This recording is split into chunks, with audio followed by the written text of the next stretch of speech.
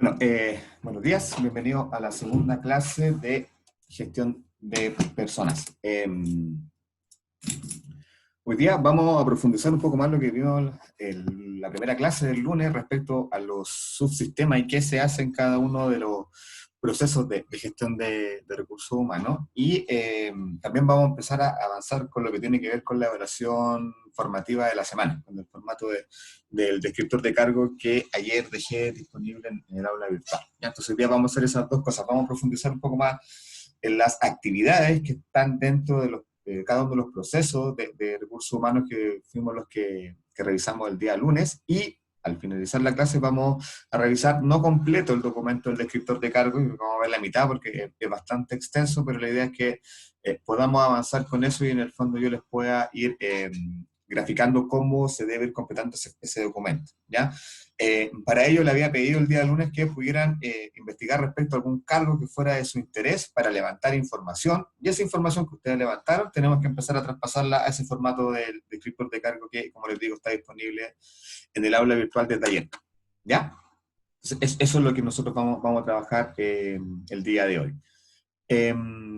Volviendo un poco a lo que vimos el día lunes, recuerdan que vimos cuáles eran los procesos de recursos humanos, y también definíamos qué era lo que hace recursos humanos. Básicamente ese fue el objetivo de la clase del lunes, que definir qué es lo que hace un área de recursos humanos, un departamento de recursos humanos. En ese sentido, recuerden que lo que hace el área de gestión de personas o el área de recursos humanos, talento, etcétera, como se llaman en la actualidad las áreas que se encargan de todo el tema de gestión de recursos humanos, es administrar los procesos del ciclo de vida del colaborador. ¿Ya? Recuerden que hablábamos que había un proceso inicial donde el trabajador aún no tiene un vínculo con la organización, sino que está más bien en un rango, en una calidad de postulante o de candidato para optar a un cargo en la empresa.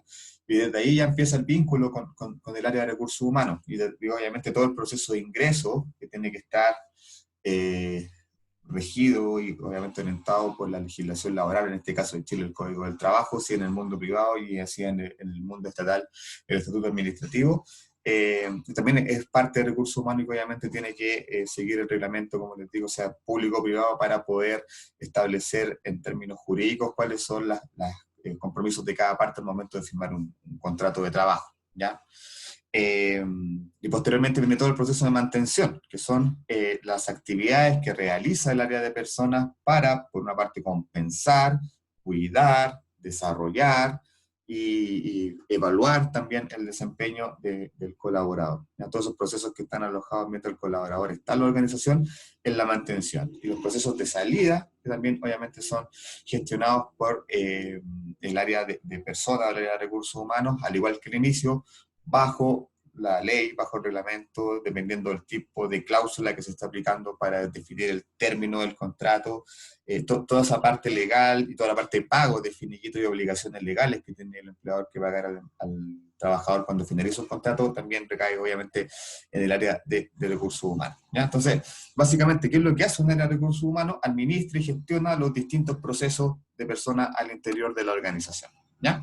Y eso es lo que nosotros vamos a ver un poco más en detalle el día de hoy.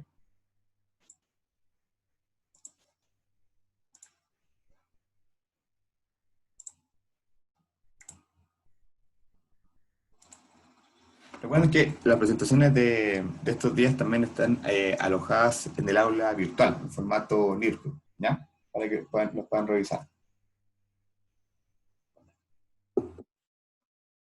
Entonces, ¿se acuerdan que en la primera clase veíamos un poco la evolución histórica que había tenido recursos humanos desde las fases iniciales, en la era industrial, por decirlo de alguna forma, postindustrial, inicios del siglo XX, donde obviamente no estaba el concepto de administración de recursos humanos como lo tenemos visualizado ahora, sino que básicamente la relación entre la empresa, el empleador y el trabajador era una vinculación únicamente que se daba en función de contratar mano de obra por un tiempo determinado, y obviamente no estaba vinculado a ningún proceso de seguridad social, beneficios de salud, nada, no había ningún vínculo legal más allá del trato de palabra entre el empleador y el trabajador.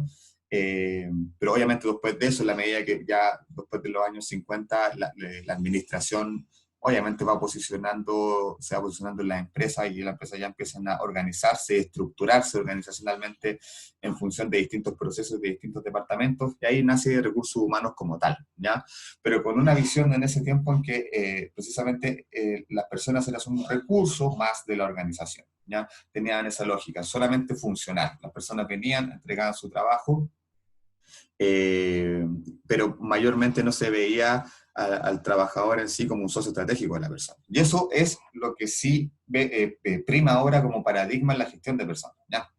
Entonces, lo que dice la PPT en función de lo que hace recursos humanos, dice relación con que recursos humanos, por ejemplo, no va a tomar decisiones del negocio, ¿ya? No va a definir cuáles son las campañas de marketing, seguramente no va a definir el presupuesto de la organización, pero sí, desde su rol, va a apoyar esos procesos, ¿ya? Eh, por ejemplo, recursos humanos obviamente no va a tomar la decisión de lanzar un producto nuevo al mercado, porque no, eso no es de su expertise, obvio, solo tiene que ver, por ejemplo, el área comercial o el área de marketing. Pero ¿qué tiene que hacer recursos humanos en ese sentido? Si se va a lanzar un nuevo producto, tiene que obviamente capacitar a toda la fuerza de venta, por ejemplo, en ese nuevo producto. Entonces, ese proceso en que los trabajadores deben conocer ese nuevo producto que se va a lanzar es responsabilidad de recursos humanos. Entonces, se fijan, ahí está apoyando una decisión de negocio, ¿ya?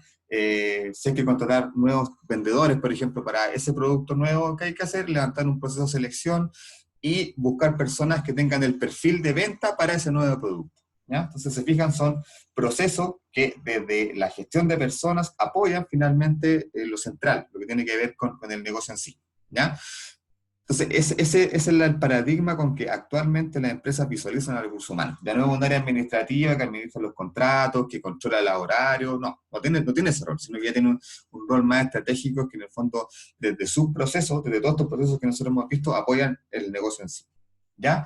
Y por otra parte, hacia los trabajadores, la relevancia que tiene el recurso humano es que tiene que bajar la estrategia de la empresa a los colaboradores, ¿ya? Es decir, lo que la empresa declara como estratégico, la misión, la visión, los valores, no están ahí porque sí, digamos, sino que obviamente las personas que están en la organización primero tienen que conocer la misión y la visión, ¿ya? Y eso pasa súper poco. O sea, en términos prácticos, yo creo que si ustedes están trabajando y les pregunto cuál es la misión y la visión de su empresa donde trabajan, quizás no la conozcan. Y eso pasa bastante porque efectivamente falta esa parte a veces en recursos humanos que baje. ¿Ya? Entonces, por una parte, los colaboradores tienen que conocer cuál es la misión, la visión y cuáles son los valores de la empresa. Y esa es como una primera parte, porque después viene una segunda parte que es un trabajo ya más cultural que hace recursos humanos, de que las personas en el fondo pongan en práctica, por ejemplo, esos valores en el día a día, en su desempeño diario. Entonces, todo un trabajo también donde ahí entran las ciencias sociales, en la gestión de recursos humanos, para poder modelar y gestionar la cultura organizacional, ¿no? Recuerden que cuando hablamos de cultura, hablamos de los hábitos, las costumbres que se van haciendo en el día a día dentro de un grupo, de un equipo de trabajo o de una organización, ¿ya? Entonces, en ese sentido, generar una cultura alineada con la estrategia es un rol de recursos humanos hacia los trabajadores. Esa básicamente es su misión. Tiene que estar constantemente empoderando a los trabajadores, y cuando digo empoderando, en el fondo es que ellos se hagan cargo de decir, mira, la empresa va a funcionar en función de estos valores corporativos, ustedes tienen que alinearse a estos valores teniendo una conducta en función de esos valores que la empresa está declarando, ¿ya?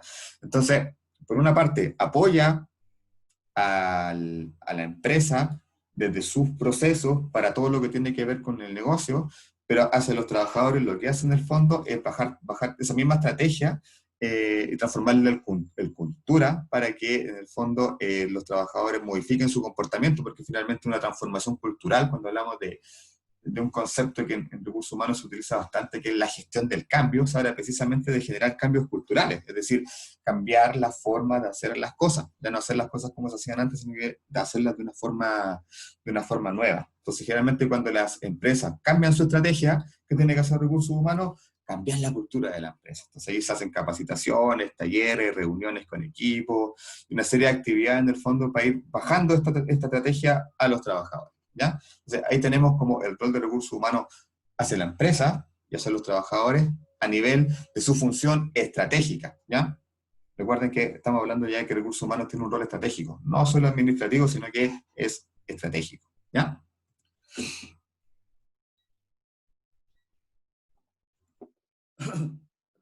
Recuerden que el día lunes yo le hablaba de Hidalberto Chavenato, que es digamos, la persona que sistematizó los procesos de recursos humanos y que definió y estructuró en el fondo en términos teóricos a nivel de literatura cómo se debe administrar un área de recursos humanos. Entonces, este mismo autor, Hidalberto Chavenato, nos define los 4 objetivos fundamentales que tiene la administración de recursos humanos. ¿Ya? Entonces, cuando vean la sigla ARH es Administración de Recursos Humanos. ¿Ya? Primero, tiene un objetivo social. Obviamente las empresas son fuente de empleo. ¿Ya? Obviamente las organizaciones cumplen una función social, hacer las que entregan empleo, obviamente ese empleo le entrega a las personas ingresos. Entonces, en ese sentido, siempre tener en claro de que recursos humanos administra ese proceso importante que tiene que ver con la empleabilidad, ¿ya? Con los procesos de contratación. Entonces, no es menor en cuanto a responsabilidad a nivel social lo que hace un área de recursos humanos en el fondo, porque administra todos estos procesos relacionados a la empleabilidad, tanto al ingreso de colaboradores como a la salida de colaboradores. ¿Ya? Y obviamente, por ejemplo, en un contexto como el que nos ha tocado este año, con cuarentena, con ley de protección del trabajo, el rol que ha tenido recursos humanos ha sido bastante importante. O sea, ahí ha habido mucho trabajo, lamentablemente en algunas empresas porque se han tenido que reducir y desvincular trabajadores, y por otra parte empresas que han tenido que suspender contratos. Entonces ahí obviamente se está impactando a nivel social. ¿Por qué? Porque obviamente el empleo es uno de los pilares fundamentales que sostiene la economía de la sociedad. Entonces, en ese sentido, el área de recursos humanos administra una parte importante de lo que tiene que ver con la parte de empleabilidad, que apunta directamente a un aspecto social. ¿Ya?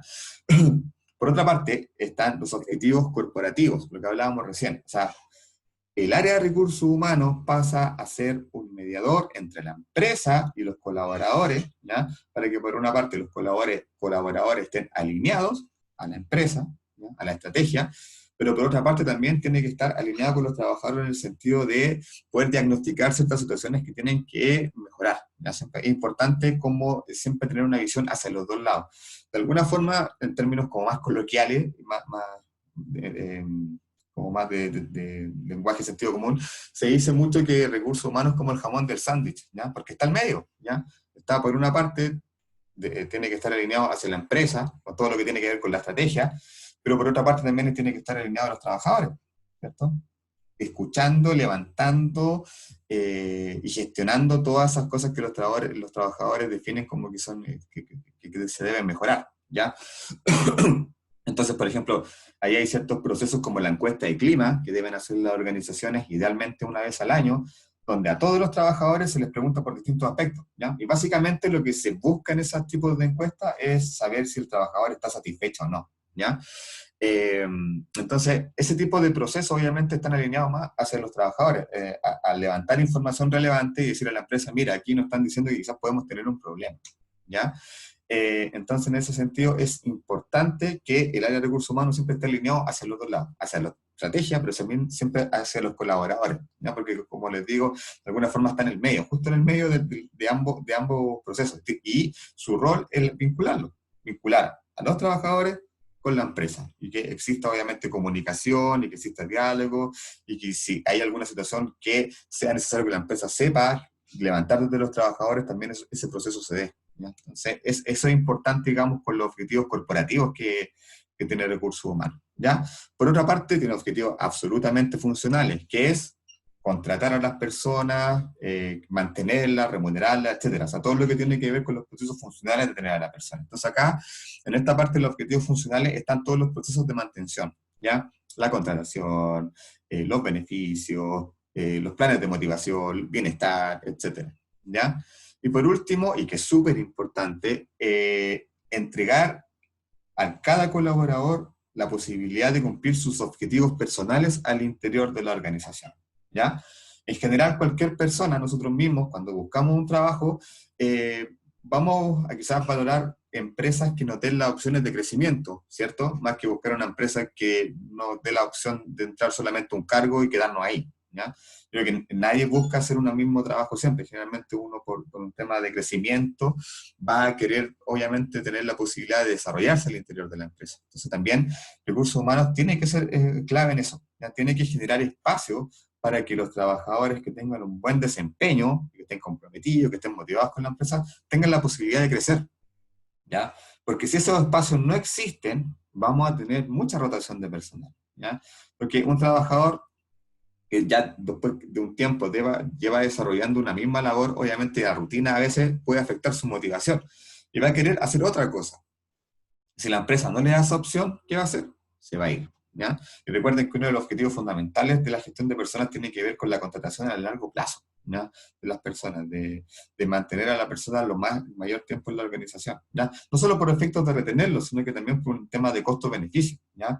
La empresa va invirtiendo en la persona, no solamente pagándole los sueldos, pagándole los beneficios, sino que a veces también lo va capacitando, lo va desarrollando, le va pagando cursos. Entonces la idea es que eso no sea un costo, sino que sea una inversión y que a medida que el trabajador se va desarrollando, ese desarrollo también impacte en el desarrollo de la empresa. Entonces, obviamente no nos conviene invertir en una persona, capacitarla para que después se vaya y se lleve ese conocimiento a otra empresa, ¿ya? Eso no es muy efectivo. Entonces, es súper importante que la empresa, y principalmente recursos humanos, genere políticas de desarrollo para que la persona crezca al interior de la organización, ¿ya? Si no pasa eso, lo más probable es que vamos a tener una organización plana, donde no hay crecimiento y vamos a tener mucha rotación de cargo y las personas que están en los cargos altos generalmente no van a rotar y son personas que se mantienen eternamente en esos cargos que a veces no necesariamente tienen las competencias. Pasa mucho eso cuando no hay este tiraje, este flujo. Las personas que están en los cargos de arriba a veces sin tener un buen desempeño se quedan ahí. ¿Por qué? Porque no hay movimiento, no hay nadie abajo que los pueda amenazar, digamos que en el sentido de poder tomar su trabajo, etcétera. Entonces es importante también generar ese flujo, ese tiraje a nivel de la organización para que las personas puedan ascender, puedan crecer en la medida que tengan las capacidades y que tengan un desempeño.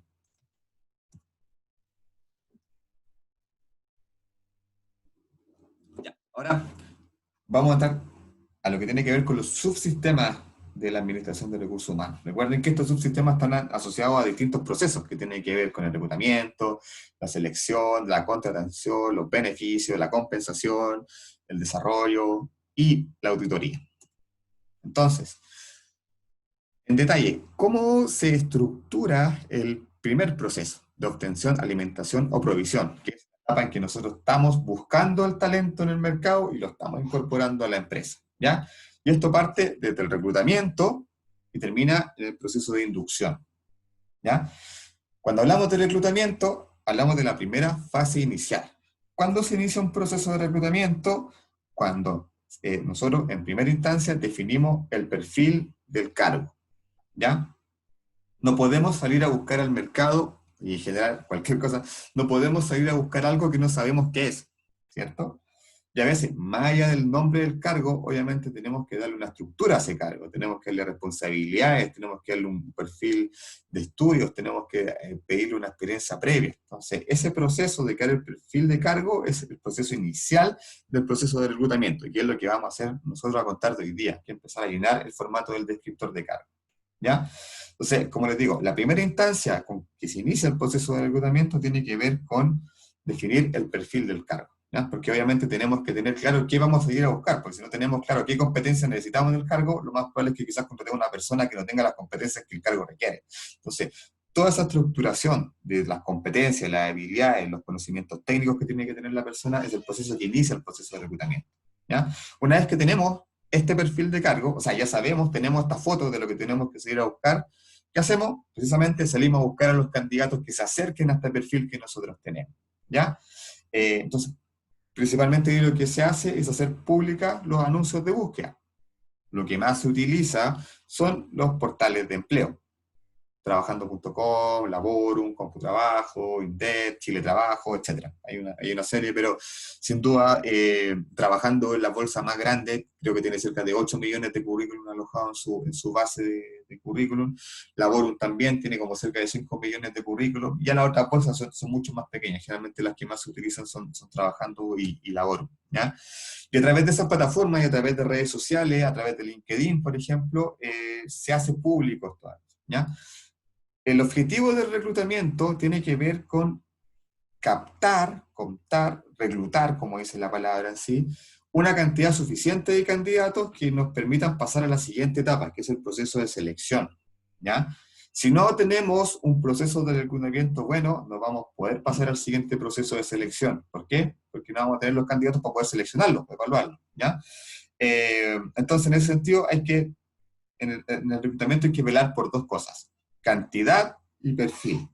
Cantidad en relación a tener una base importante de candidatos, ¿ya? Eh, y es, a ver, y ahí en el fondo hay un proceso intermedio que se llama el filtro curricular, ¿ya? ¿Por qué? Porque nosotros, y a mí me ha pasado cuando publico avisos para, por ejemplo, para un cargo de mando medio, un cargo administrativo, uno publica un aviso, por ejemplo, en trabajando.com, y en 2 días pueden llegar 500 currículums, ¿ya?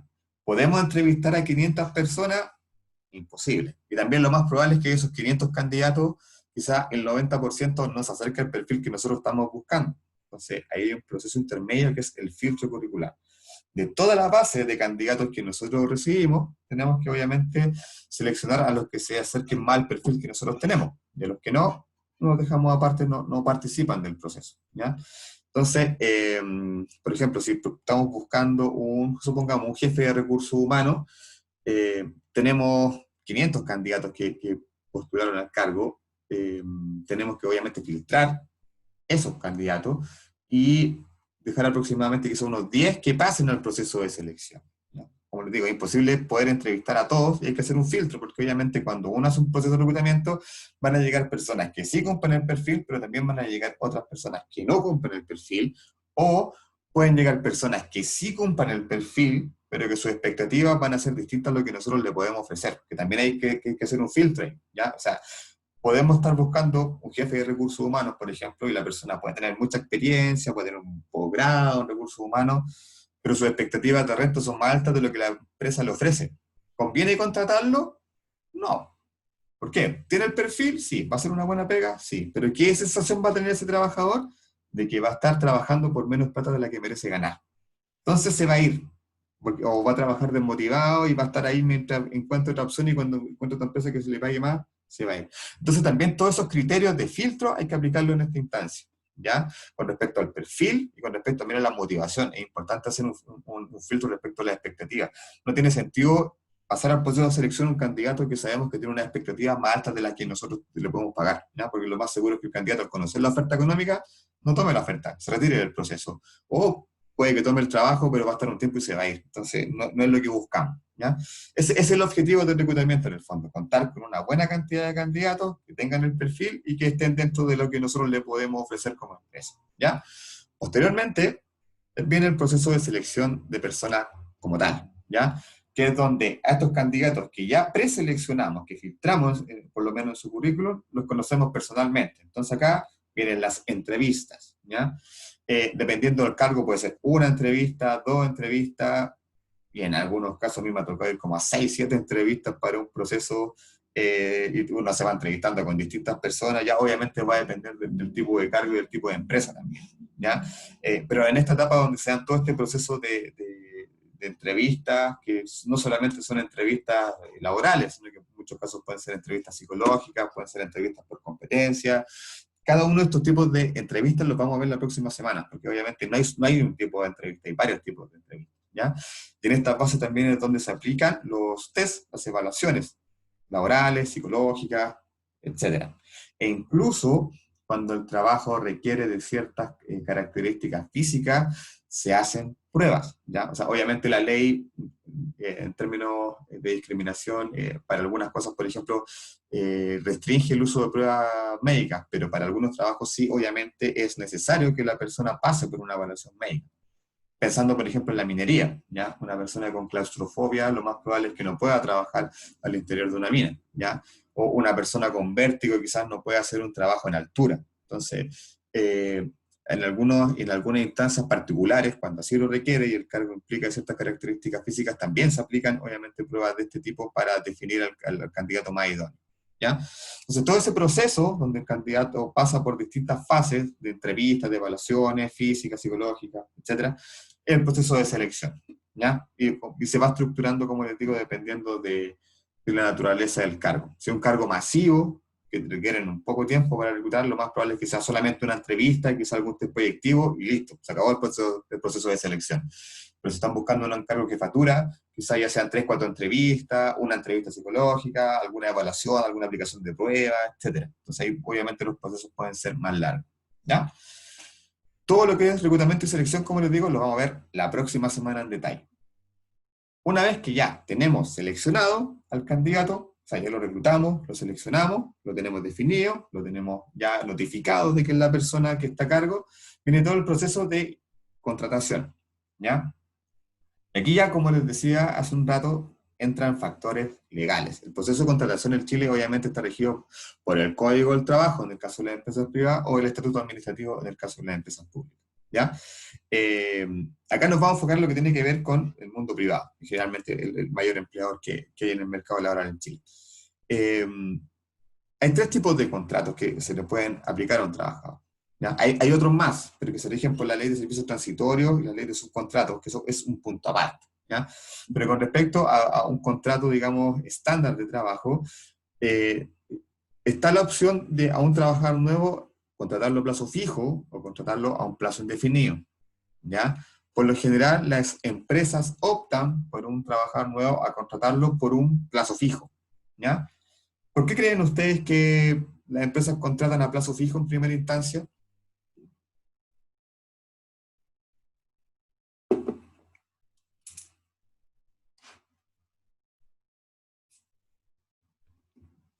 Eso, Como una prueba, profesor. exacto, exacto. Las empresas cuando están probando, gracias Carlos por tu respuesta, las empresas cuando están contratando a una persona nueva, se están basando en que hicieron un proceso de selección bueno y que el candidato obviamente se adapta al cargo que están buscando. Pero tampoco tienen 100% la seguridad de que sea así, ¿ya? Obviamente el proceso de selección se hace bajo un criterio riguroso para definir que la persona que queda finalmente es la persona que va a poder desempeñar el cargo, ¿ya? Pero a veces esa seguridad no está. Entonces, por lo general las empresas optan, como decía Carlos, por un plazo fijo como un periodo de prueba, como un periodo de evaluación, ¿ya? Entonces aquí entran 2 factores. Uno, el factor legal. Hay ciertas restricciones de tiempo. Una persona no puede tener un contrato a plazo fijo más allá de un año, ¿ya?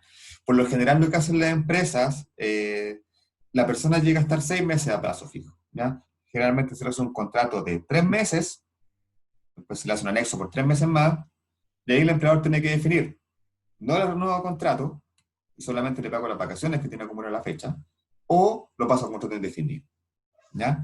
Ese es el proceso que se tiene que dar, ¿ya? Por lo generalmente, como digo, las empresas hacen un contrato de 3 meses, lo renuevan por 3 meses más, y si en caso que renueven, ya pasa a ser indefinido, ¿ya? Y ahí cambian un poco las características del contrato, ¿ya?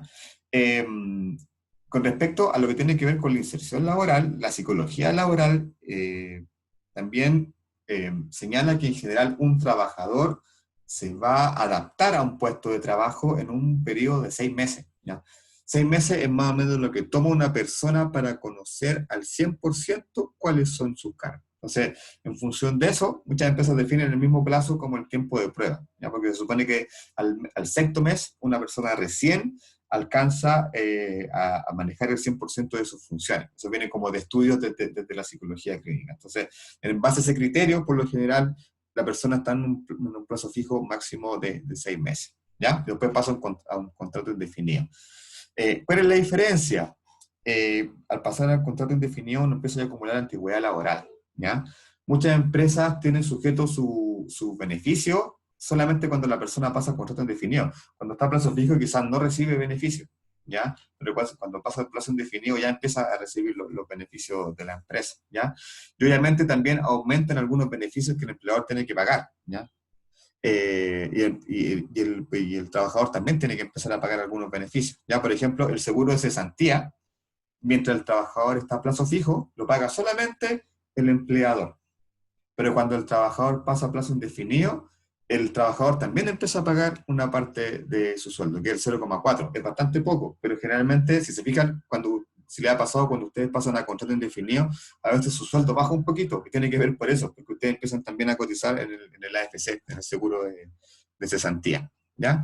Y así otras cosas que obviamente el trabajador perdón, el empleador tiene que pagar al trabajador cuando ya pasa a contrato indefinido, ¿ya? Y de ahí empieza a correr en el fondo su antigüedad para efectos de indemnización.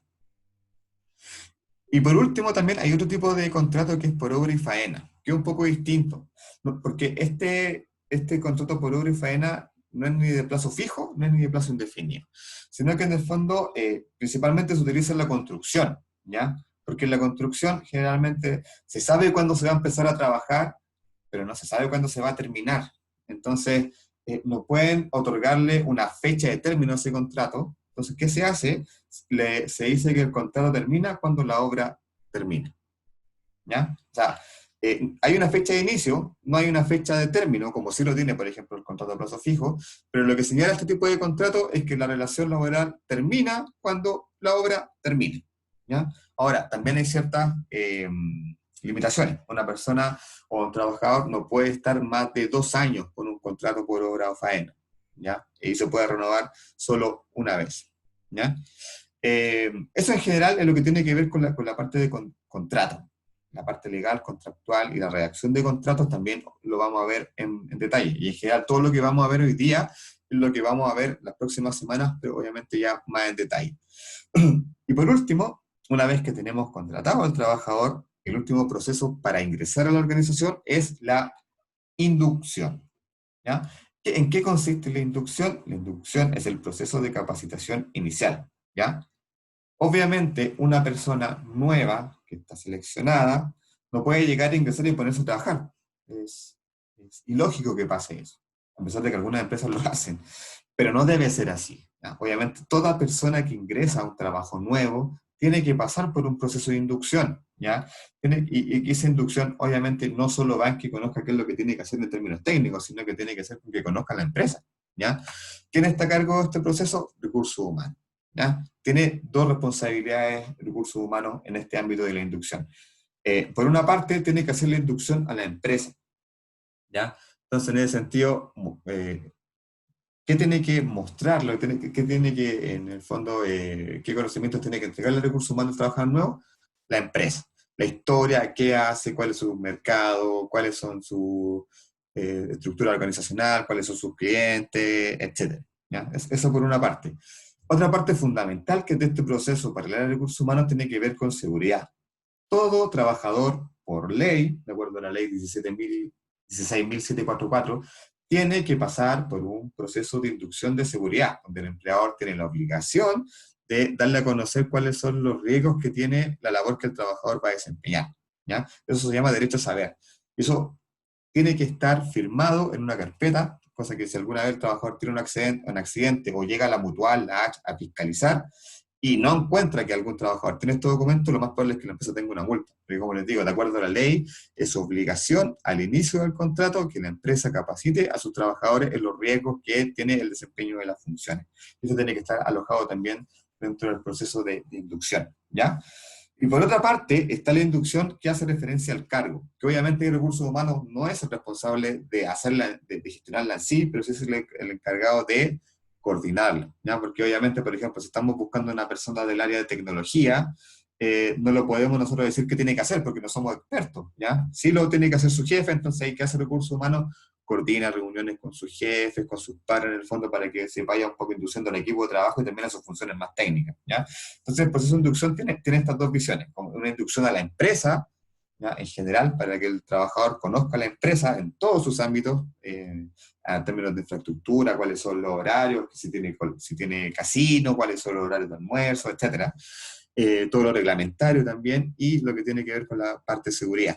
Y por otra parte está la inducción técnica, que es directamente ya que el trabajador conozca qué tiene que hacer, maneje el software que tiene que ocupar, maneje los procedimientos técnicos, etcétera. ¿Ya? Eso es lo que se realiza en un proceso de inducción.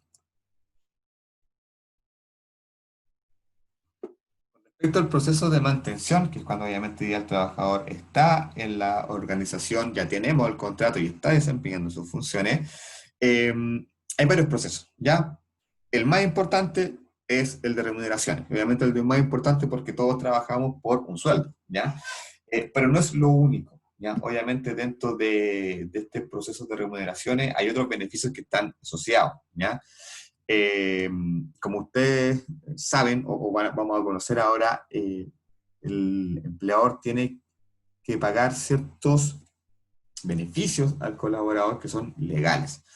Y algunos no, que son optativos, pero que generalmente las empresas por lo general lo tienen. Entonces, más allá de pagar el sueldo líquido, que es el que va directamente a nuestros bolsillos, el empleador tiene que pagar ciertas cotizaciones, que principalmente son en temas de salud, ¿ya? Si la persona está en FONASA dentro del sistema público, tiene que pagar el 7% de la cotización de su sueldo base, ¿ya? Si la persona está en el sistema privado, de ISAPRE, tiene que pagar lo que el trabajador pactó con la ISAPRE, ¿ya? Eso generalmente son lo básico. Ahora, la mayoría de las empresas tienen cajas de compensación. ¿Qué son las cajas de compensación? Son, técnicamente no son empresas porque son corporaciones, el giro es distinto, que se encargan de ser el mediador entre los beneficios del Estado y los trabajadores, ¿ya? Entonces, muchos beneficios que el Estado paga se pagan a través de las cajas de compensación, ¿ya? O sea, por ejemplo, las licencias médicas de las personas que no tienen ISAPRE, que están en FONASA, las paga las cajas de compensación. O sea, las paga el Estado, pero el ente mediador del pago es la caja de compensación, ¿ya? Las cargas familiares, por ejemplo, que es un beneficio que tienen las personas que tienen hijos, que tienen una renta inferior a, creo que son 660.000 pesos el tope que está ahora, dependiendo de la cantidad de hijos, reciben también un beneficio del Estado que lo paga la caja de compensación y que al trabajador obviamente le llega en su liquidación de sueldo, ¿ya? Como también les comentaba, por ejemplo, está el tema del seguro de cesantía, el AFP, que también es una obligación del empleador pagarlo. Está el tema de la seguridad, tiene que tener contratada una mutualidad, ¿ya? Solamente empresas muy chicas no pueden tener, pero ya sobre 25 trabajadores tienen que tener una mutualidad y tienen que tener un pensionista a riesgo dependiendo del tipo de empresa, como les comentaba el día lunes. Eh, y así ya empiezan otros beneficios también que ya no son obligatorios, pero que muchas empresas tienen, como pueden ser el seguro complementario de salud, pueden ser convenios con instituciones de educación, pueden ser convenios con gimnasio, etc. Hay una serie de beneficios que también se deben considerar dentro del proceso de remuneraciones, ¿ya? Por otra parte está lo que tiene que ver, como ya hemos dicho, con la seguridad, con respecto a que es un proceso que también está alojado en recursos humanos, que la parte técnica no depende directamente de ellos porque trabajamos directamente con los prevencionistas de riesgo, pero sí es un proceso que está alojado y que depende y que es responsable del área de personas o del área de recursos humanos, ¿ya?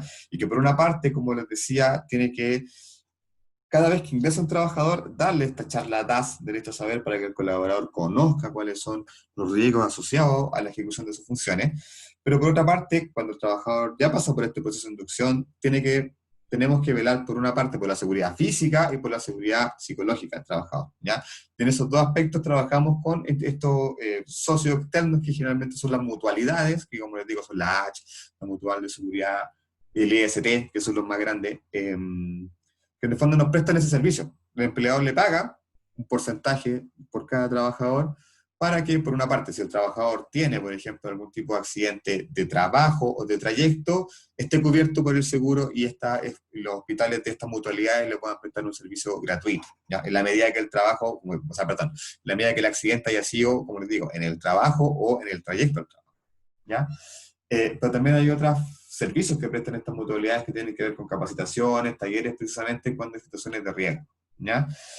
Y en los últimos años se ha incorporado la encuesta de riesgos psicosociales, donde ya no solo la ley obliga al empleador a velar por la seguridad física, sino que también lo obliga a velar por la seguridad psicológica. Entonces, en ese sentido, hay unas encuestas, que es la ISTAS 21, se tiene que aplicar anualmente, que precisamente evalúa aspectos psicosociales o los riesgos psicosociales que tienen los trabajadores o que los trabajadores pueden estar expuestos en la organización, y que son básicamente sobrecarga de trabajo, horarios muy extensos,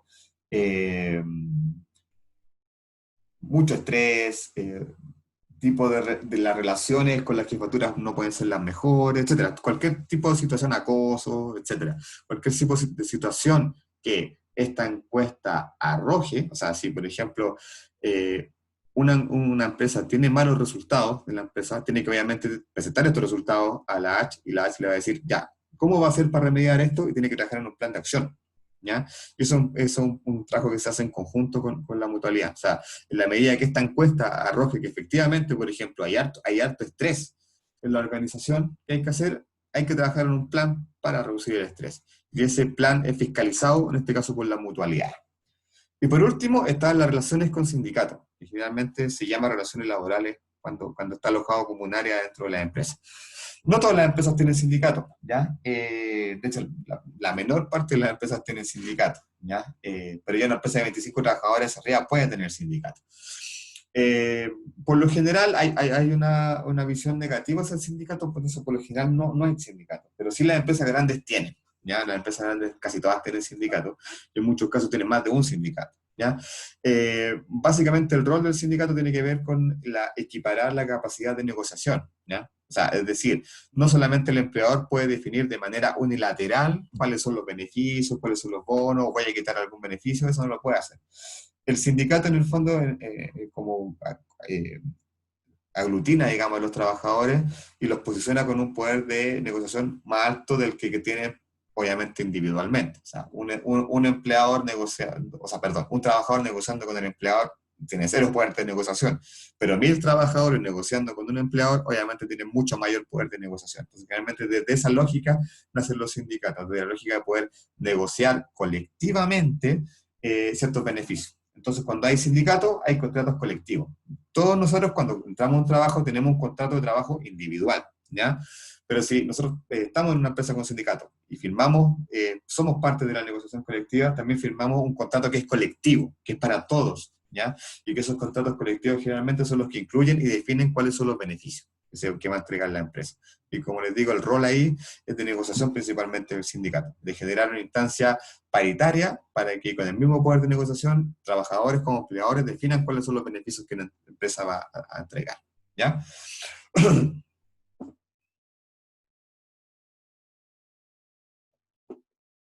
Respecto al desarrollo, principalmente lo que hacen las áreas de recursos humanos es capacitación, ¿ya?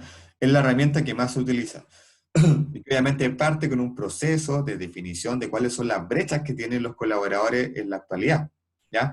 Para eso se definen o se identifican en este caso cuáles son las necesidades de capacitación que tienen la empresa. Realmente, los procesos de capacitación se inician con un diagnóstico de cómo están las competencias, conocimientos, habilidades que tienen que tener los trabajadores, ¿ya? Realmente son encuestas o se basan en la evaluación de desempeño que la misma empresa hace, ¿ya? Entonces, con esa información, generalmente el área de capacitación define, ya, estos son los aspectos que están débiles. Por ejemplo, hemos tenido muchas fallas en Excel, por ejemplo. La empresa necesita un curso de Excel intermedio para los colaboradores, por ejemplo, del área comercial. Y lo que hace el recurso humano, una vez que detecta esta necesidad, identifica qué es lo que tiene que capacitar, busca un socio externo, que se llaman OTEC, organismos técnicos de capacitación, que son los organismos que están validados legalmente para que puedan hacer capacitaciones, ¿ya? Y capaciten a nuestros trabajadores en el tema que nosotros le estamos pidiendo, que en este ejemplo, por ejemplo, era Excel intermedio. Entonces, generalmente también el proceso de capacitación, al igual que el de seguridad que trabajamos con socios externos, también trabajamos con socio externo, en este caso capacitación. Se van a estar por una parte las OTIC, que son los organismos técnicos de intermediación de capacitación, ¿ya? Ellos nos ayudan a buscar la OTEC, que hace el curso y todo el proceso administrativo de la gestión de la franquicia tributaria con el CENSE, etc. ¿Ya? Y la OTEC es el organismo técnico ejecutor de la capacitación. Esa es la diferencia entre una TIC y una TEC. La OTIC es la intermediaria, la TEC es la ejecutora, ¿ya? Y que son finalmente las OTEC son las que hacen el curso, ¿ya? Las que traen al profesor, al relator y desarrolla el curso, ya tienen los currículums desarrollados, etcétera, ¿ya? Ahora, además de la capacitación, que como les digo, es un área que es transversal en recursos humanos, hay otras, dependiendo del tamaño de una empresa, hay otros tipos de capacitación o de formación también, ¿ya? Como les comentaba el otro día, también hay coach, ¿ya? Hay personas que hacen entrenamiento, pero que principalmente se enfocan no en lo técnico, sino que se enfocan como en el entrenamiento de los cargos de jefatura gerenciales para el desarrollo de habilidades blandas, ¿ya? Principalmente están siempre entrenando lo que tiene que ver con liderazgo, por ejemplo, con capacidad de trabajar en equipo, con que los líderes tengan la capacidad de influenciar a sus equipos de trabajo, etcétera, ¿ya? Entonces no solamente es capacitación, también hay un tipo de coach o de mentoring un poco más focalizado en lo que tiene que ver con el desarrollo de habilidades blandas para los cargos estratégicos que tiene la empresa.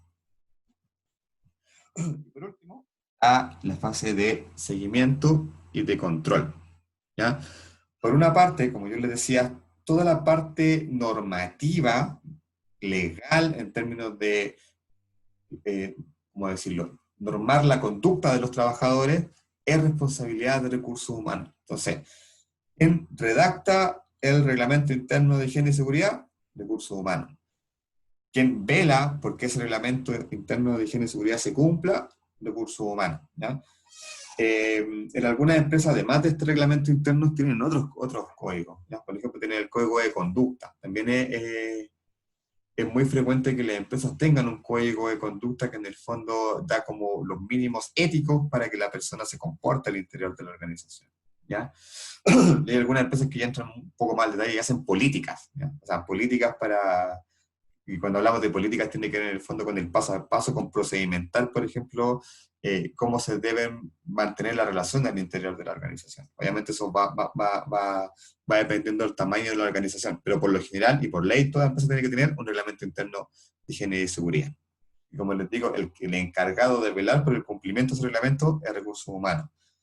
Por lo tanto, cuando hay una situación que afecta o que contraviene el reglamento interno, o sea, hay un trabajador que está faltando en algún punto al reglamento interno, recursos humanos es el encargado de, primero, levantar la investigación, sumario que se llama por lo general, y tomar todas estas decisiones complejas que implican estos casos, que en realidad a veces son un poco incómodas, pero hay que manejarlas porque es parte de recursos humanos. ¿Ya? En algunos casos, cuando se hace un sumario, la persona suspendida de su cargo. O sea, ya no puede ejercer su cargo.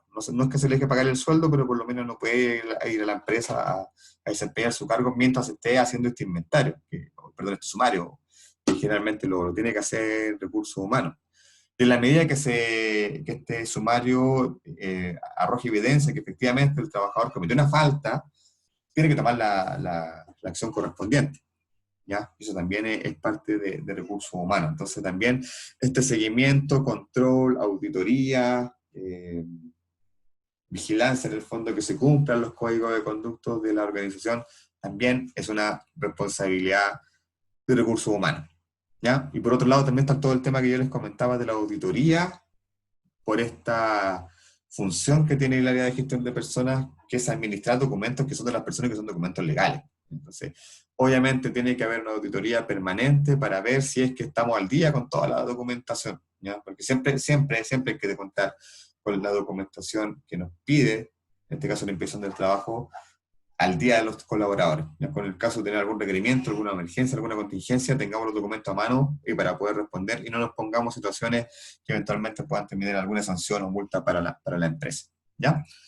Eso es como un poco más en detalle lo que vimos el otro día, ya viendo como un poco más actividades, viendo un poco más en detalle lo que se hace en cada uno de los procesos de recursos humanos. ¿Ya? Como les comento esto que ahora lo vimos en general, lo vamos a empezar a ver ya en detalle, a contar de mañana, cuando empecemos a ver como las fases de planificación en relación a lo que tiene que ver con el reclutamiento y el proceso inicial, como yo les comentaba, de todo este proceso de gestión de personas. ¿Ya? Eso. Y bueno, ahora la idea es que podamos avanzar en algo con lo que tiene que ver con el descriptor de cargo que yo le dejé en el aula virtual. ¿Ya? No lo vamos a hacer ahora, pero en el fondo yo les voy a ir dando orientaciones de cómo se debe ir completando este formato, ¿ya? Este formato de descriptor de cargo. Se van a dar cuenta, en la medida que avance el curso, que distintos procesos de recursos humanos se vinculan con este documento del descriptor de cargo. Es muy probable que volvamos a este documento cuando en semanas posteriores estemos viendo otros procesos de recursos humanos, ¿ya? Y es súper importante, como decía, que todo trabajador cuente con su descripción de cargo, y que obviamente el trabajador esté en conocimiento de cuál es su cargo, ¿ya? Algunas empresas lo declaran en su contrato, pero lo ideal es que exista este documento, idealmente que sea entregado al colaborador y que también el trabajador firme tome conocimiento de esa descripción de cargo para en el fondo dejar claro cuáles son las reglas, ¿ya? Cuáles son las funciones que el trabajador tiene que realizar, ¿ya? Entonces, en ese sentido, ese proceso que yo encuentro que se hace poco en las empresas, pues por lo general no se hace, tiene que estar implícito en el proceso de ingreso del colaborador, es decir, el trabajador ingresa y se le entrega este documento, ¿ya? ¿Y por qué es tan importante el descriptor de cargo? Porque enmarca cuál es en las funciones, el perfil, los objetivos y los alcances, las relaciones que tiene el colaborador, ¿ya? Entonces, un marco de referencia para, para los distintos procesos, las distintas actividades que tiene que hacer un trabajador, ¿ya? Entonces, ahí vamos a declarar cuáles son los objetivos, cuáles son las funciones, cuáles son las actividades, cuántas veces tiene que desarrollar estas actividades, cuáles son los requisitos que tiene que tener la persona que va a llegar a ocupar este cargo, y todo eso lo vamos declarando en este formato, ¿ya? Entonces, para eso yo les pedí el día lunes que pudieran revisar lo que estaba alojado como evaluación formativa y pudieran definir algún cargo con el cual ustedes pudieran completar este descriptor de cargo, ¿ya? Recuerden que este formato de descriptor de cargo es la evaluación formativa, pero que va a tener un impacto de un punto base en la evaluación sumativa que ustedes van a tener que realizar entre viernes y sábado, ¿ya? Y más allá de eso, es importante que conozcan cómo se hace un descriptor de cargo, ¿no? Porque obviamente, como les digo, un proceso fundamental en la área de recursos humanos, un proceso inicial de cuando creamos un cargo en la empresa, realizar un descriptor de cargo, ¿ya? Entonces, en función de eso, me interesa saber si alguno de ustedes tiene algún cargo definido como en el que va a trabajar, como para utilizarlo de referencia, y me cuenten también qué averiguaron del cargo.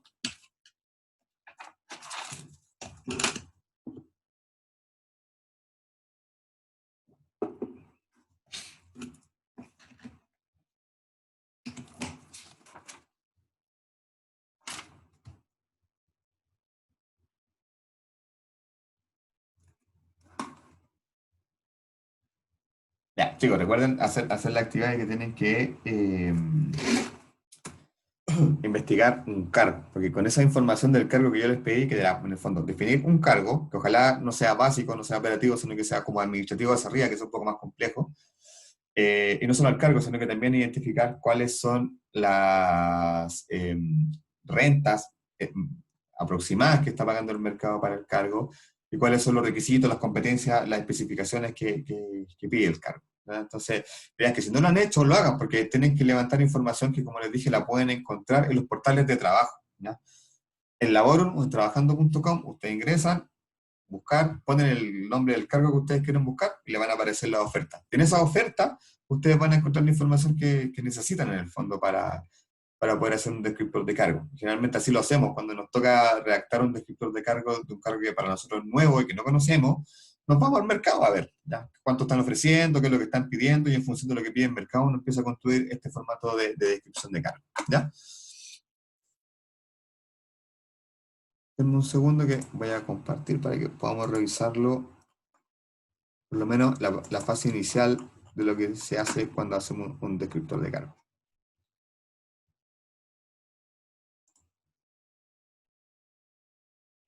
Ejecutiva de venta, dice Vanessa. Ok. Vamos a ocuparlo como ejemplo.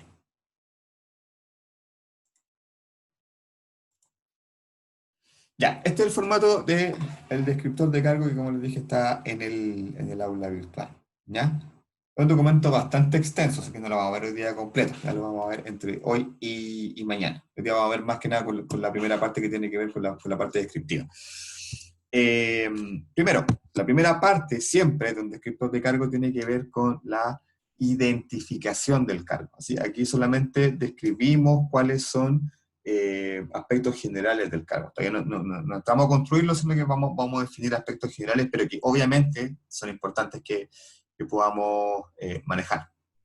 Primero, todo cargo obviamente tiene un nombre, ¿ya? Entonces acá, en este caso, por ejemplo, el caso que da ejecutiva.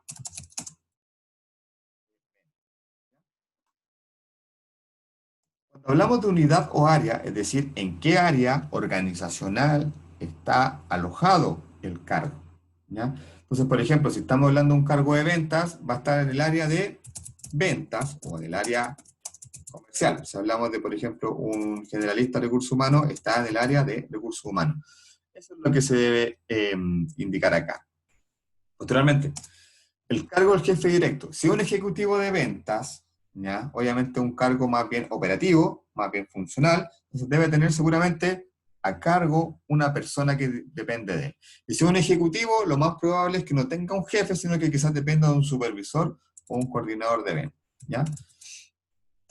Esto después lo vamos a ver en detalle cuando hagamos un organigrama, ¿ya? Porque obviamente tenemos que indicar la posición jerárquica que tiene el colaborador en la organización, y eso se hace a través de un organigrama. Un ejecutivo de ventas, siendo un ejecutivo de ventas, lo más probable es que no tenga persona a cargo, ¿ya? Que trabaje de manera independiente. Pero ya si fuera, por ejemplo, un cargo de un coordinador o de un supervisor, sí tendría persona. Vamos a dejar que no tiene. ¿Por qué? Porque no, es un cargo más bien, como digo, funcional, un cargo mando medio hacia arriba ya va a tener, eh, perdón, persona a cargo. Los horarios son obviamente importantes, en declarado y que el trabajador los conozca, ¿ya? Por lo general van a haber dos tipos de horarios: los horarios de oficina, que son de 9 a 6, como referencia, digamos. Algunas empresas tienen 45 horas, otras tienen 40. Bueno, muchas empresas ya tomaron anticipadamente el tema de las 40 horas y trabajan efectivamente 40 horas a la semana. Pero si trabajamos en retail, si trabajamos en venta, si trabajamos en mall, nuestros horarios van a ser distintos, ¿ya? Aunque trabajemos en una administrativa, por ejemplo, cada tienda, por ejemplo, cada tienda grande de Almacenes París, Falabella, tiene una persona de recursos humanos trabajando en la tienda, y esa persona de recursos humanos, aunque sea de área administrativa, trabaja en el mismo horario que trabaja el mall, ¿ya? Porque obviamente tiene que estar para dar soporte, en caso que no llegue alguien a cubrir el turno, en caso que haya algún accidente laboral, tiene que haber alguien trabajando en el mismo horario que funciona la tienda, ¿ya? Posteriormente, la ubicación. Es importante que el trabajador sepa dónde va a trabajar y cuáles van a ser las condiciones de trabajo, ¿ya? Porque a veces pasa que uno asocia que quizá un trabajo administrativo lo va a trabajar 100% en oficina, pero resulta que uno tiene que salir a terreno en algunos casos, ¿ya? Entonces, en general, es importante que declaremos eso, ¿ya? Después, más adelante, declaramos cuánto tiempo si es que se trabaja en oficina y terreno, ¿ya? Pero es importante eso, y que si el trabajador sale al terreno, obviamente hay que considerar, por ejemplo, un bono de movilización. Muchas empresas tengan la asignación de benzina, así que el trabajador tiene que movilizarse en su auto, etc. Pero es importante, obviamente, eso, que el trabajador sepa dónde va a trabajar, y va a ser un trabajo en oficina, o va a tener que moverse, digamos, a sucursales, etcétera, ¿ya? Y por último, la fecha de la descripción. ¿Por qué es importante colocar la fecha? Porque los descriptores de cargos tienen que actualizarse por lo menos una vez al año, ¿ya? ¿Y por qué tienen que actualizarse? Porque quizás, por ejemplo, el cargo, por ejemplo, pensemos en recursos humanos. Hay una nueva ley, por ejemplo, ya, salió la ley de inclusión. Entonces, ese cambio en la legislación y que obliga a la empresa a tener un porcentaje de gente con algún tipo de discapacidad, pasa a ser un conocimiento que una persona que trabaja en recursos humanos tiene que hacer. Entonces, por ejemplo, ¿qué pasa en ese caso? Tenemos que agregar en la parte de conocimientos que la persona tiene que manejar la ley de inclusión laboral, ¿ya? Por ejemplo, pensando en el cargo de ejecutivo de venta, supongamos que se agregó una nueva línea de productos, ¿ya? Tiene que quedar declarado en el descriptor de cargo que el trabajador tiene que conocer las características de esa nueva línea de productos, ¿ya? Por eso es necesario actualizarlo por lo menos cada un año, porque generalmente cada un año los cargos cambian, ¿ya? Es imposible que un cargo se mantenga igual. Generalmente va a haber algún cambio legal, algún cambio político, algún software que la empresa incorporó que va a requerir que los conocimientos cambien un poquito. Y todos esos cambios tienen que quedar declarados en el descriptor de cargo, ¿ya? Posteriormente viene el objetivo del cargo, ¿ya? Cuando hablamos del objetivo del cargo, hacemos referencia a ¿qué hace el cargo? ¿Para qué está la organización? ¿Qué tiene que hacer? ¿Ya? Por lo general, recuerden que cuando hablamos de objetivos, siempre se parten con un verbo infinitivo, ¿ya? Y dependiendo del tipo de cargo, va dependiendo el tipo de verbo, ¿ya? Si es un cargo de liderazgo, un cargo que factura, generalmente va a partir con liderar, dirigir, supervisar, controlar. Pero si es un cargo más operativo, más funcional, va a partir con verbos como archivar, documentar, analizar, etcétera, ¿ya? Realizar, etcétera. Entonces, como les digo, cuando nosotros trabajamos en la redacción de un objetivo de cargo, siempre tenemos que partir con un verbo, y ese verbo tiene que ser infinitivo. Cuando hablamos de infinitivo, estamos volviendo un poco al colegio, hablamos de un verbo que no tiene tiempo, no es presente, no es pasado, ni futuro. Por eso se terminan ar, ir o ar. por ejemplo. Como yo lo que le decía, dirigir, gestionar, comunicar, liderar, archivar, se fijan, son verbos en infinitivo. Y después viene el que hace el cargo. Entonces, por ejemplo, pensando en este ejemplo de un ejecutivo de ventas, ¿qué es lo que hace un ejecutivo de ventas? Vender, ¿no? Entonces, ¿cómo podríamos redactar, por ejemplo, el objetivo del cargo de un objetivo de ventas, considerando que también es un cargo que está a un nivel más bien operativo, más bien funcional?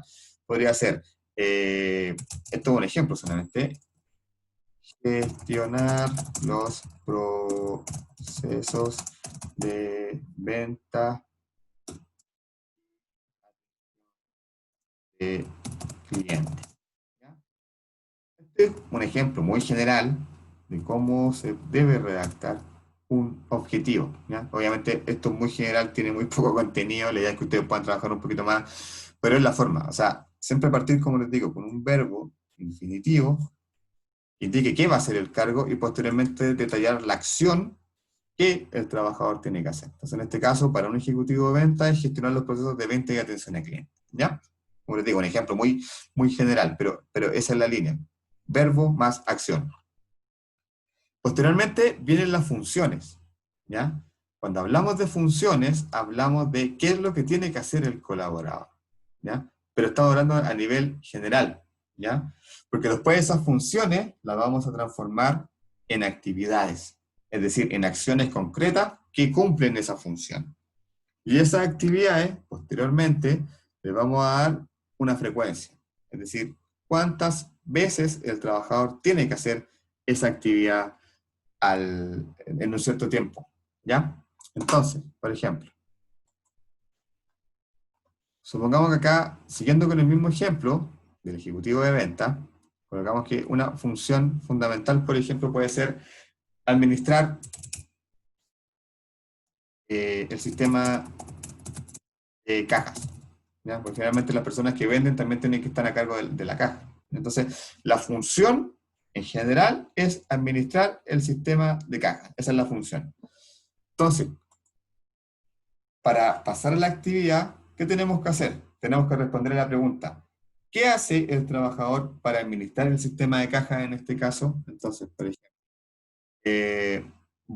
no necesariamente, yo nunca he trabajado en venta, así que no necesariamente es así, pero voy a describir un poco acciones que pueden ir en función de la función de administrar un sistema de caja. Entonces, por ejemplo, ¿qué actividades tiene que realizar un vendedor para administrar el sistema de caja?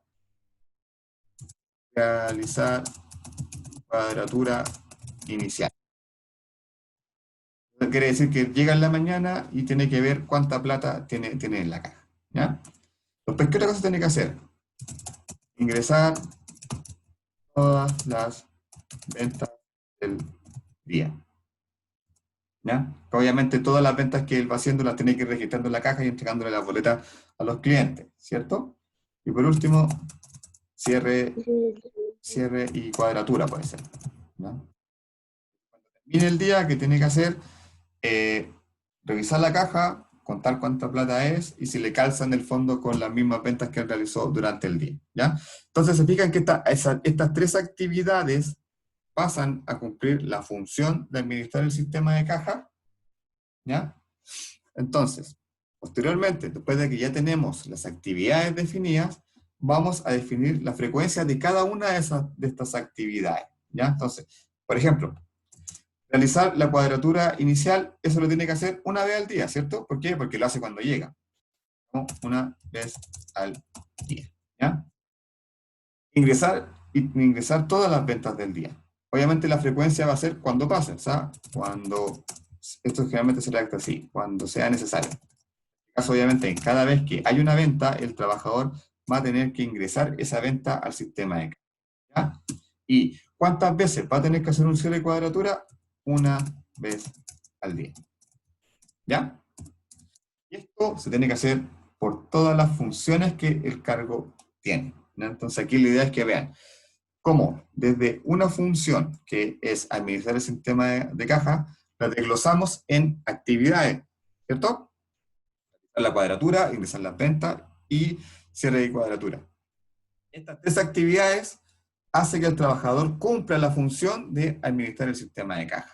Y posteriormente tenemos que definir la frecuencia de cuántas veces en un tiempo determinado el trabajador tiene que hacer esta actividad, ¿ya? Entonces, acá definimos que la primera actividad, una vez al día, el ingreso de venta es durante todo el día, cuando sea necesario, y el cierre de la cuadratura es una vez al día, ¿ya? ¿Se entiende cómo se estructura esta parte de las funciones? Chicos, ¿queda claro?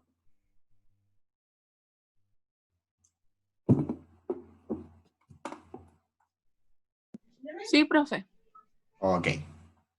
Y esto es lo último que vamos a ver ahora, el organigrama. Entonces, ¿qué tiene que ir acá? Un organigrama. Me imagino que ustedes ya en administración o en otras asignaturas ya vieron lo que es un organigrama, ¿ya? Pero a veces bueno, es bueno hacer un recordatorio de cómo se construye un organigrama. Primero, ¿por qué es importante que un organigrama esté en un descriptor de cargo? Porque el trabajador tiene que visualizar, por eso el organigrama tiene esta capacidad visual, tiene que visualizarse en la organización, tiene que visualizar dónde está su cargo dentro de toda la estructura organizacional, ¿ya? Entonces, ¿cómo se hace eso? A través de un organigrama, ¿ya? El organigrama no solamente define cuál es la posición del trabajador dentro de la estructura organizacional, sino que también define con quién se relaciona a nivel funcional, porque el organigrama lo que establece son las relaciones funcionales, es decir, de quién dependo, quiénes son mis pares, si tengo alguien que depende de mí, ¿ya? Entonces, acá tengo un ejemplo de cómo se construye un organigrama, ¿ya? Es importante recordar, chicos, que los organigramas se construyen en función de una jerarquía. Cuando hablamos de jerarquía, hablamos de distintas escalas en función de la responsabilidad que tiene el cargo, ¿ya? Entonces siempre tiene que tener líneas definidas. En este caso, por ejemplo, este organigrama que yo estoy presentando tiene 4 líneas, ¿ya? Porque tiene al gerente de recursos humanos en la línea superior, después viene la línea de jefaturas, después viene como la línea de auxiliares, y después viene una línea de administrativo, después viene una línea de auxiliares. ¿Significa? Este es un organigrama que tiene 4 líneas, ¿ya? Entonces, en cada una de las líneas tienen que ir los cargos que tengan similar responsabilidad, ¿ya?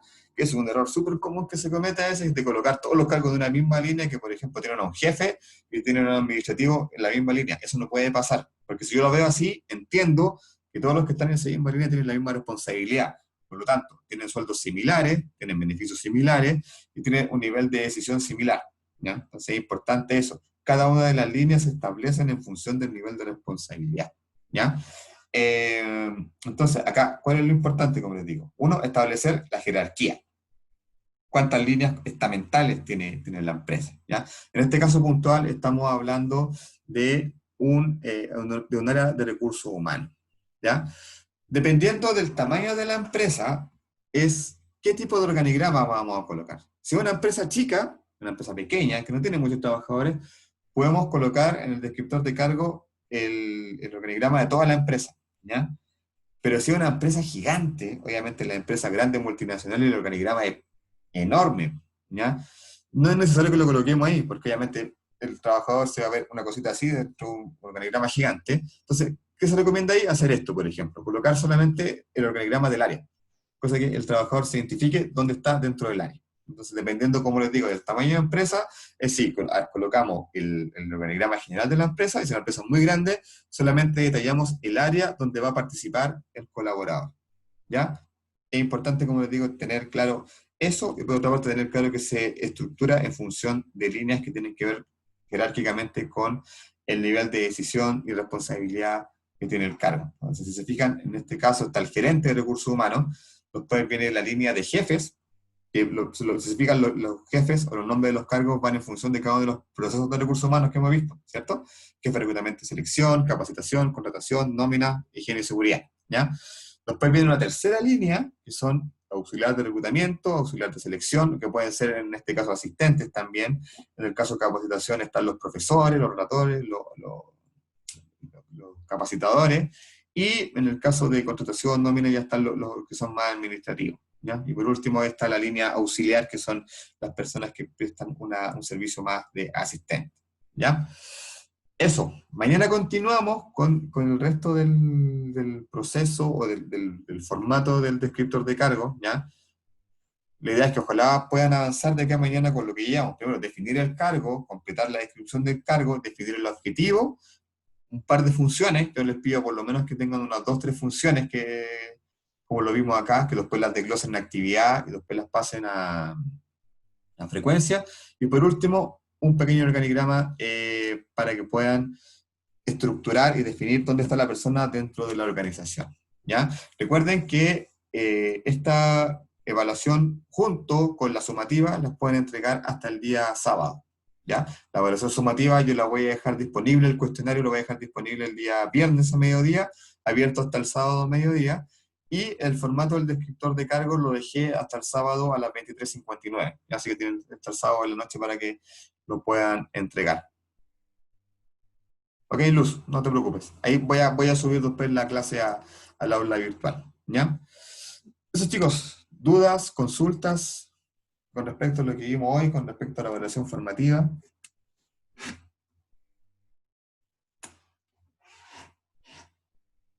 Idealmente, si tienen un avance y me lo quieren enviar para que yo lo vaya revisando, no tengo ningún problema en revisarlo, así que si lo tienen, me lo pueden hacer llegar, ¿ya? Vía correo para que yo se los vaya revisando.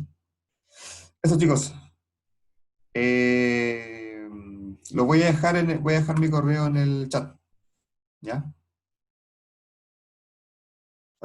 Para que si no lo tienen, me envían ahí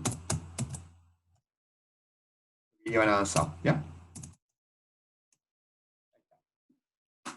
Eso, chicos, entonces mañana nos encontramos nuevamente a las 11. Vamos a terminar con lo que tiene que ver con la fase de planificación y vamos a terminar con el formato de el descriptor de cargo, ¿ya? Para que ustedes tengan bien organizado para poder trabajar en eso. Que estén muy bien, chicos. Buen resto del día y nos vemos mañana.